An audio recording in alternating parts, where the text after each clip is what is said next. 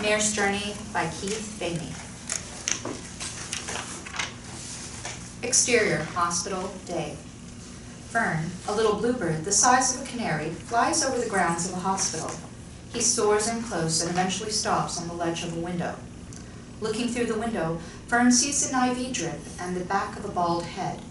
Fern flies off over the hospital and towards the forest. Exterior, workshop, day. Fern lands once again, this time outside of a carpentry workshop on the shoulder of a large bearded man.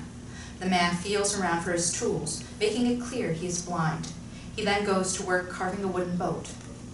Fern flies off again, this time high up into the sky and through the clouds, taking us into the future. Exterior, Lake Michigan, day.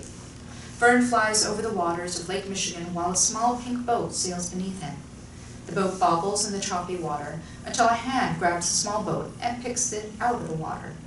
The boat is carried out of the water by the unidentified hand and passes off to another person's hand on the shore as Fern watches from above.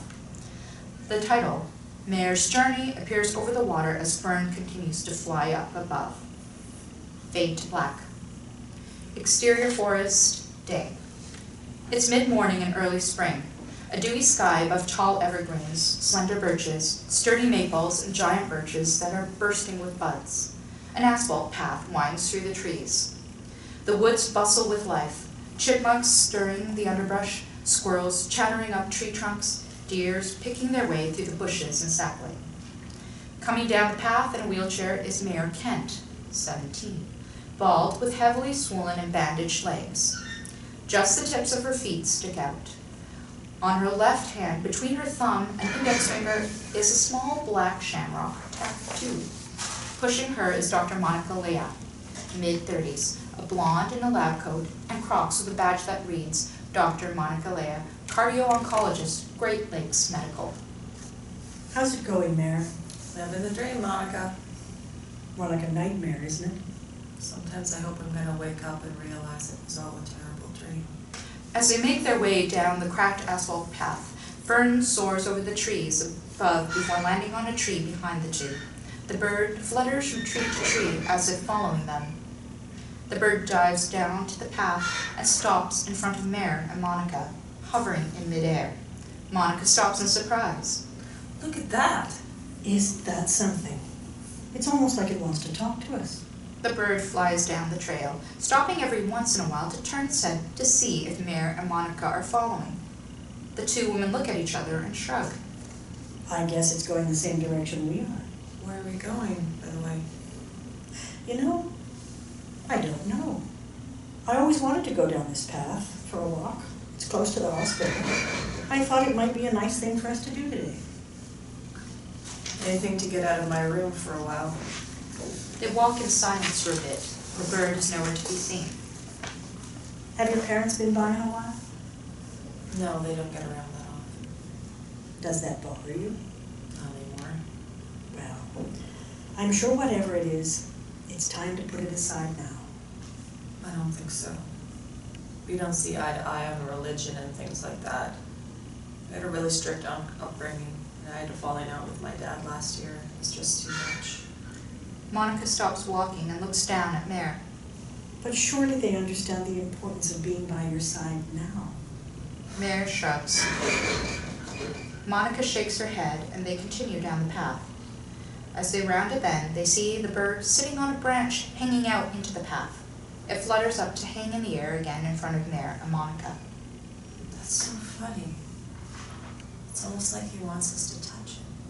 Mayor reaches her arm out towards the bird, but he stays just out of her reach, then darts off, disappearing into the trees. Where'd he go? He probably had better things to do with his day than follow us around in the woods. The two chuckle and continue their walk. In the distance is a small ridge. In the trees beyond it is a large tree stump about 9 feet tall with a person in front of it. Carving. Pieces of wood fly off the tree, but the actual carving is obscured. Look at that. Mayor, at a lower eye level, strains to see over the burn. Where? Right up over there, over the ridge. Monika pushes Mayor quickly up the path so she can see. I wonder what he's carving. They make their way over the ridge and come closer to the stranger. who hums in a deep, gentle voice. And the carving is revealed. The face of a beautiful woman with long, swirling hair. The man takes no notice of his audience.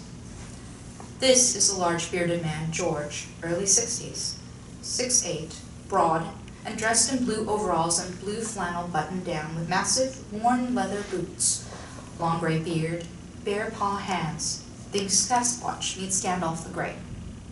Just as Mayor and Monika look to each other, unsure about how to proceed, the bluebird darts out of seemingly nowhere and lands on the top of the carving. Mayor and Monika look at each other again, confused but delighted. Hello there. George continues to carve. Hello. How are you? I'm doing well. Monika and Mayor watch him work, not wanting to interrupt. That's really beautiful. George pauses and leans back, as if surveying his work. You really think so? Absolutely. That's quite a talent you have there.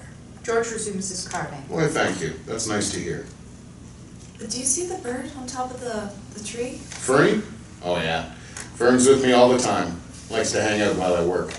That little bird followed us all the way through the woods to here. Fern must have liked you. Doesn't usually get too close to people. Must have enjoyed your company. Is Fernie a boy or a girl? I'm not gender specific. Well, surely it's one or the other.